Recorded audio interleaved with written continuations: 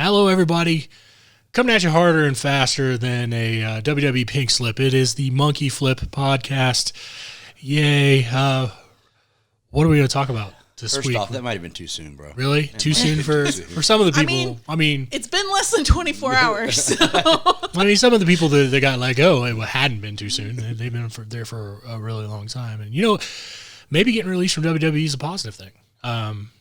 Maybe it gets back to give somebody the joy of actually going for a real wrestling program and not a movie that has some play fighting in it. Because that's what it seems like right now. It's just a movie. A bad movie. A bad movie, yeah. I mean, we just had Hell in a Cell. Why? Really? Why? I mean, come on. On SmackDown. Yeah, well, we had it on SmackDown, then we had it on Raw. The Monday. Yeah. It's like USA was like, what? You did Hell in a Cell on Fox, and we didn't get. We're USA. We've been day one issues. Hold my beer. So then they had one on USA, and it meant fucking nothing. None of it. All the Hell in a Cell matches now are just repeats of the old stuff. You've played it out. Why did you take a gimmick match and make it an entire pay-per-view? I mean, well, at least this time they didn't do it like they did that one year where the whole thing was match. Hell in a Cell. Yeah, that one was terrible. Yeah, well, wasn't that last year when when COVID happened? I think it was right before COVID. Yeah. Well, at least they also didn't have some gimmicky wrestler that made them put a red filter on all the lights and play ear-screaming music. That one was horrible as well for multiple reasons.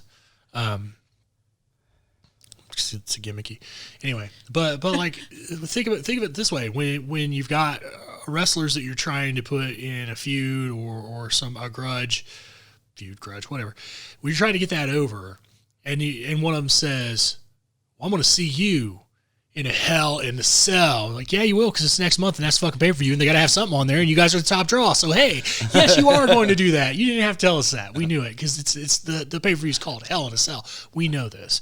At least they didn't say this is WrestleMania Hell in a Cell. Well, and at least they don't have a sign for every pay-per-view where the wrestlers just go up and point at it.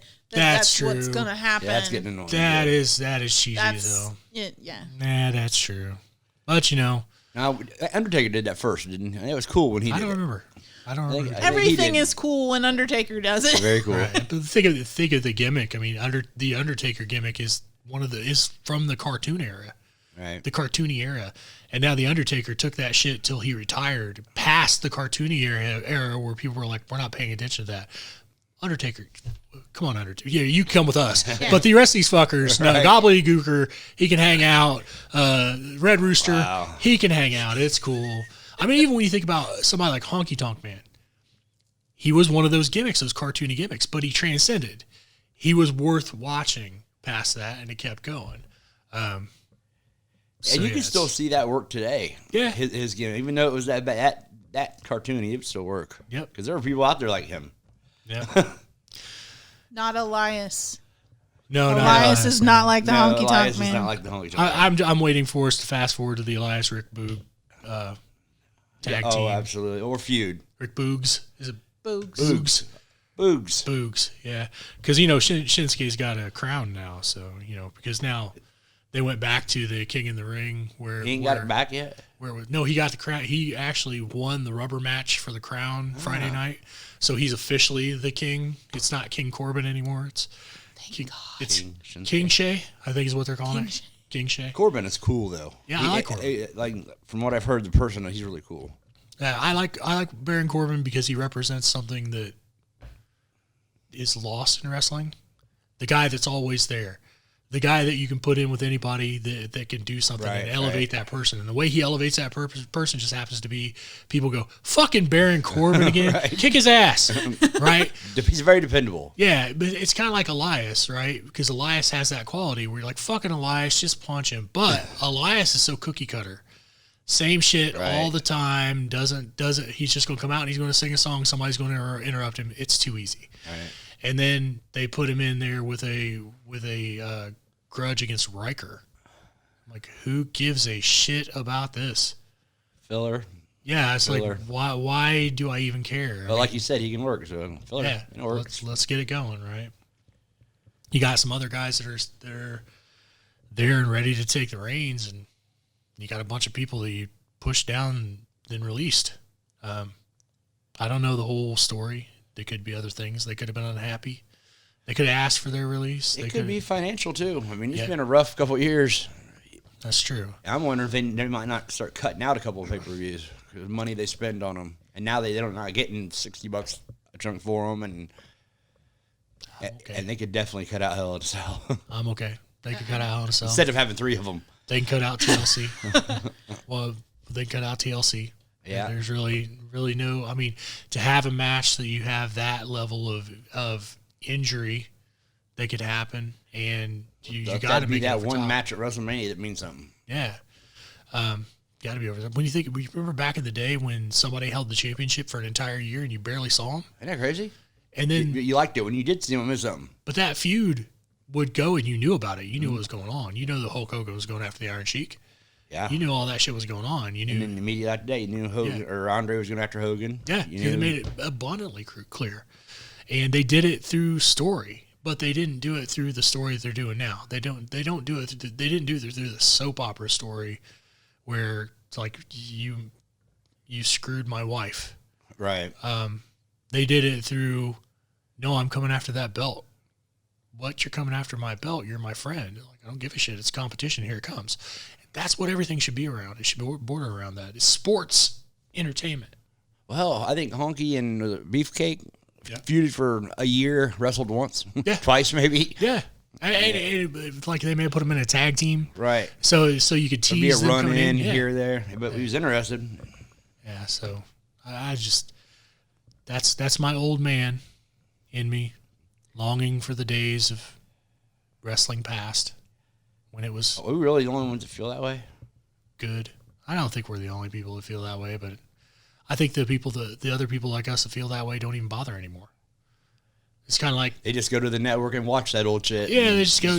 like, I got the network, yeah. I'll start back in 88 and go until I can't stand it anymore. I do that sometimes, too. And that's years. You got years of nostalgia. Yeah, I'm just an old man. Yeah, super kicks are good. 70,000 super kicks are not good. A hardcore match. Super good. Hardcore. Gotta have a hardcore match. No, you don't. You really don't. Gotta make it mean something. How long you guys been feuding? A week? Yeah. Oh, I just met him. What's that? I came in with a... this is my first time being here. You bumped into me in the locker room. Yeah.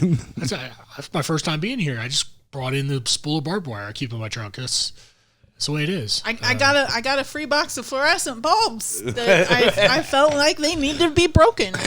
Yeah, it's like you can use them on me. The promoter gotta get my damn shine. The promoter's like, oh, these bulbs are out here and they're not the right fit. I got these IRS forms. What do I got to put on these IRS forms to get this for free? Oh, used in the show. Hey, now it's a tax write-off, so we're good to go. I got this contract. Let's break out the contracts. No, let's not do that. No. Yeah. I think I'm going to watch Kayfabe again. I can't get it out of my head. Kayfabe the movie? Yeah. I've got it around here somewhere. It's on YouTube for free. Is it? Yeah. Oh, I'm definitely going to watch it. That's good stuff. I used that the other day. I was playing basketball, and I said I hurt my hand, and the guy looked at me and said, you see this? I can't do that. It hurts too bad. Anyway. One of my favorite parts of that movie. Mine is can you point me in the direction of the nearest vet? Because these pythons are sick. Yeah. My favorite part, of course, is you got to get your goddamn shine. You got to get your shine, boy. Oh, my God. Anyway. So, Hell in a Cell sucked. Bad. I fell asleep, honestly. Yeah. I did. I fell asleep. Yeah. I do that just generally with wrestling, though. Yeah, I don't usually in a pay-per-view. Especially you shouldn't. I mean, we're going to be fair. It's not just wrestling you do that with. You fall asleep. Like, it's past 7 o'clock. You fall asleep. Yesterday, I fell asleep during the middle of the day. I actually missed a phone call because I fell asleep just sitting there watching YouTube and just out. But yeah, I can't even really remember what happened. Hell in a Cell. I can't even remember. I know Bobby Lashley and was it Drew McIntyre? That was a good match. That actually was the best way to get interference inside Hell in a Cell. They did it perfectly. They hit a referee. He went down. They told McIntyre said, "Open the door and get in here and count this." And the other referee opened the door, got in there and counted it. And then MVP comes in because the door's open now, and he gets to he interferes. No disqualifications. Somebody sat down and thought, "Hey, this match needs to make sense. It doesn't make any fucking sense if he can just get in the cage. If he could get in the cage, why doesn't he just get in the cage from the beginning?" And what's the point of the cage at that point? They thought it through. They got it all done. You're right. It was done well. I guess, and that leads me to this. Maybe it was the person that took place of the writer. That one writer? The writer didn't know anything How's about that for a segue? Yeah. Well, I mean, that is a good segue. We could talk about that. I got somebody sent me a message about an interview with a writer that she was talking about they asked her background and she didn't know anything about wrestling, and she said she was just a comedy writer, and they said, "Good enough, let's go." And I don't want to talk about it too much because I don't think it's a bad thing because of the way that the show goes. She's not a road agent. She's not talking a match through. She's a writer. She's writing a storyline. And if you look at WWE storylines, they're sports entertainment. That's the very big thing we're trying to deal here. Sports on the front of it. Sports entertainment. That means you're making entertainment that's based on sports. Sports are win-loss records, competition, and things like that. When you have, I'll give you for instance, Hell in a Cell, there was a match between Bayley and Bianca Belair. Incredible people. They do good things. They have good matches. Bayley always has a great match. No matter what happens, she's always on point with everything. She's telling a story. It's good. Bianca Belair, athletic, doing really well for herself. Interesting person to watch. Two things in that match get to me. The first thing is Bayley's up on the top turnbuckle, sitting on the top turnbuckle. Bianca gets on the second turnbuckle, and they're kind of having a little bit of a skirmish. Bayley throws a punch that looks like, and I am not kidding. I'm not kidding in any way, shape, or form. This punch looks like this. And that's not slow motion. That's how fast she threw the punch. Bianca Belair sees the punch coming, does a backflip off the second rope, lands on her feet. Right? So, what does that tell us? That tells us that was a spot that was planned, and the entire portion of it was just to get Bianca Belair's backflip off the second rope over. Backflip off the second rope means absolutely nothing in a combat sport. Nothing. It doesn't mean anything in sports. It's just showcasing that you can do a backflip. Ivar doing a cartwheel to get around a clothesline. You could do the same thing by just walking around the clothesline. If you have the control to walk around a clothesline or to do a cartwheel to get around a clothesline, you have the control to stop what you're doing and step around and get around the clothesline. Somebody runs into the corners, does a splash in the corner, walks out a couple feet, does a forward roll, turns around, runs back and does another splash. If you can do that, you can do it without the forward roll, and the forward roll takes momentum away from it. So it's stupid to do it. But that's what we're doing. Sports entertainment. You're taking the sport and you're making it questionable. Worst case scenario. Well, let's continue with Bianca Belair and Bayley. There comes a point in the match where Bianca Belair ties her hair to Bayley's arm. Are you fucking kidding me? What?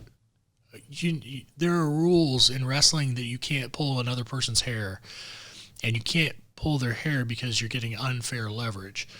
And Bianca ties her hair to Bayley's arm, so it's permanent Bayley pulling the hair. They say that it's giving Bianca the advantage. How exactly? That's stupid. Keep the writers out of that part. Let's have wrestlers do that part. Let's have wrestlers figure out what they're going to do in the ring. Keep the writers out of it. If the writers were even in it, if that were wrestlers, shame on you. And I don't care if you're Bayley. I don't care if you're Bianca Belair. Who am I? I'm just a guy who looks at it and calls it bullshit. Because it's bullshit. That's horrible. But still, let's keep that part out. Let's keep it sports entertainment. The thing that I was trying to segue away from was, and now I'm just going to go to it, was sports entertainment. Alexa Bliss can look at people and hypnotize them and make them do what she wants to do and make them smack other people. Sorry, I'm not sure. Alexa Bliss. Yeah. See, she didn't even know. The computer over here calls it bullshit. She can look at people and make them do what she wants to do. That's the dumbest goddamn thing in the world. And I'm going to tell you why it's dumb. Sports entertainment. What you've just done is you've taken sports out of it and made it entertainment. Kinda. In the thought of that, when you're looking at it from that, I'm not looking at it as a sporting event. I'm looking at it as entertainment. Am I entertained by that? Maybe a little bit. Is it sports entertainment? No. Is it entertainment? Yes. So if you take that and you put it up against even the worst of paranormal plain entertainment, like go to Netflix, go to the paranormal, pick the worst looking fucking show on there. It's better than that. She does that. What's it called? I think it's called the Ouija Project. That's like the worst movie. Yes, it is. Ever, other than Alphabet Killer, but that's a different. Alphabet Killer is better than somebody looking at somebody and making them move their own body in the middle of a wrestling ring. Right. Just because you have it in a wrestling ring does not make it sports entertainment. But that's what I'm saying. That's what gets to me is that is the worst of that genre. If it's a horror show. And she's just looking at people, and all of a sudden they're like, ah, that's the worst that there is. Why? And then it brings questions into my mind, like, well, if she can just look at people and hypnotize them, get them to do what they want, why didn't she just mark that what they didn't need the match, and she just automatically won? Why didn't, when they're filling out all these pink slips, why didn't they just get one of those pink slips filled out? Just go there and look at somebody until they go, okay, we're going to release a bunch of people, Tyler Breeze, Fandango, and Nia Jax. Nia Jax is gone too. Yeah, I don't know. It's just on there, yeah. Do you remember doing that? I don't remember doing that. But she's gone now, so there's nothing you can do. It brings into question a bunch of other things. And I know people are like, well, it's just good. No, it's not good. Not good. Yes, you can think it's good. Yes, you can have your opinion. Yes, that's awesome. That's great. But when you're talking about what a wrestling fan would be, you're not a wrestling fan. You're a fan. You're not a wrestling fan because that's not wrestling. Looking at somebody and making them smack themselves or someone else isn't wrestling. Is it slapstick? Is it funny? A little bit, yeah. Is it a horror movie? A little bit, yeah. Or at least paranormal? A little bit, yeah. But it's not wrestling. And it's not good. Yeah, so you can't say that's good wrestling. It's not good wrestling. I mean, I gotta get off the soapbox, but quite honestly, I mean, I will say that at least Shayna Baszler at least acted really, really well because she really acted like she was scared of a doll. Yeah, and so, being bravo. Scared of a doll and puking up black stuff. I mean, crazy that was the most realistic part of that whole thing. Like puking up black stuff. That could happen. Yeah, you can be scared of a doll. You can be scared of a doll, yeah. Yeah, it's not going to be chasing you while you're scared of it, but yeah, you can be scared of a doll. A lot of people are scared of dolls. Clowns. Clowns, yeah. People are scared of clowns. And then I always go to, well, John Wayne Gacy. It's a pretty fucking scary clown right there. I'd be afraid of that clown. That's the scariest but clown. But I was in no way afraid of Bozo. That's true. I love Bozo. That's true. I was not afraid of Bozo. I was not afraid of Cookie. I wouldn't either. Wizzo. Even though we were supposed to be. Yeah. Wizzo. Was it Wizzo we were supposed to be scared of? Yeah, he was the wizard. Yeah. Wizzo, He was so mean, but not mean. Yeah. There's just a statue that my grandma has at her house. That's the only thing that I can really remember being terrified of when I was a kid. That wasn't an inanimate object. You know that doll that attacks the kid in Poltergeist? Pokemon. I almost said Pokemon. The doll, the clown doll that attacks the kid. Yeah. My aunt had that. I mean, before Poltergeist was out, she had it. It sat on a rocking chair outside. Think about this. It sat on a rocking chair in the hallway. I had to stay the night there. I don't think I was ever afraid of anything. And that's not like me trying to be like, right? I just don't. Yeah. I really don't. I mean, strangers. I was afraid of strangers, but I was told very specifically to be afraid of strangers. Multiple times. Okay, never mind. Yeah, I probably was afraid of something, but I got over it. Yeah, we've talked about wrestling. That's really all the wrestling I want to talk about. I mean, I've been watching wrestling, and I'm trying to watch more. Yeah, I'm doing less of putting it on the background and more of actually collecting stuff that I can use. For all these people that have said, dude, you're just old and set in your ways and you don't know what real wrestling is. I'm like, first of all, okay, saddle up, Green Horde. I do know what real wrestling is. I'm not just talking shit to try to get the world to change. As a matter of fact, I don't think it will change. I think it's becoming something that's less than, and I'm okay with it. It's fine. Let it die, though. Maybe I should just let it die. Like, forget talking about it. No, fuck that. I'm not gonna change the world. I miss good wrestling. I still see pieces of it. I still see good stuff. It's just really few and far between. But you're still passionate about it, or you would be talking about it. So it's true. I got to find something to talk about. This will work. It's either that or bipolar disorder and how my life's messed up because of it. But and I got an idea, too, which I don't know if you want to talk about on air or off. Let's go for it. I think maybe, we should get together on Sundays as well, watch football. Yeah. We start doing that again. I'll get us talking, too, about what we can talk about the next week at the podcast. That's true. Just being together more and be, That is true. That'd be August, right? Yeah. September. The actual season, yeah. Gotcha. Yeah, that's true. We can do that. Talk with UFC. Yeah, just we give us ideas, though. Give us ideas. We said at the beginning we would morph this into other sports or whatever. Just talk about whatever. I think that when wrestling gets back to where we have fans, it might get better. I think it's because they can stop doing the camera tricks and that kind of stuff. Right. The camera tricks are a little off. And reactions help, too. I mean, it does.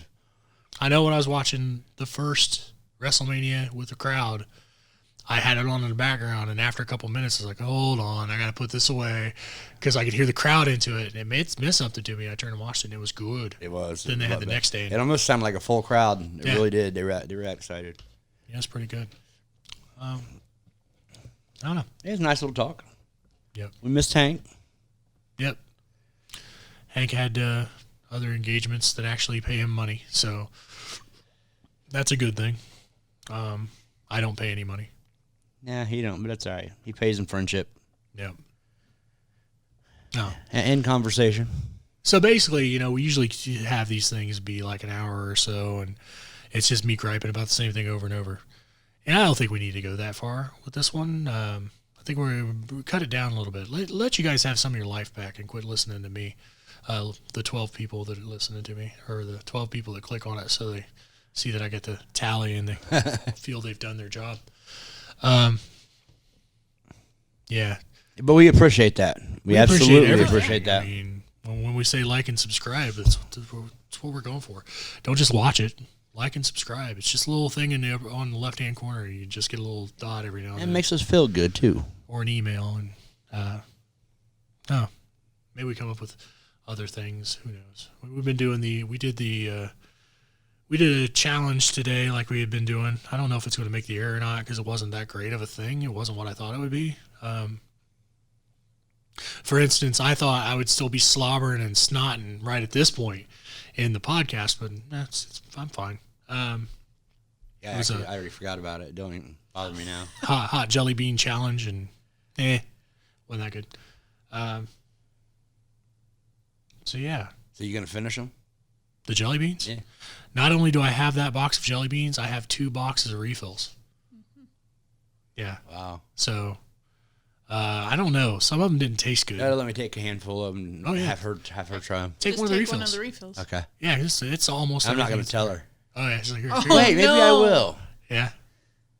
So let her try one of each. Maybe. Yeah. See how far she goes. I'll write down. Yeah. So wrestling sucks. Wrestling does suck. There's some of it's. I really like AEW. But until it's gone, there's still promise. So I really like AEW. SmackDown's holding its own too. It's just the Roman Reigns storyline is morphing. That's really the only major storyline we've got. Michael Cole helps every show he's ever on. Yeah. I never noticed it until I started paying attention to his partner, of course. But yeah, Michael Cole is so good at what he does, and I think he helps that show a lot. Sometimes he'll say shit that makes me want to pull my hair out. Me too, but I think he knows that.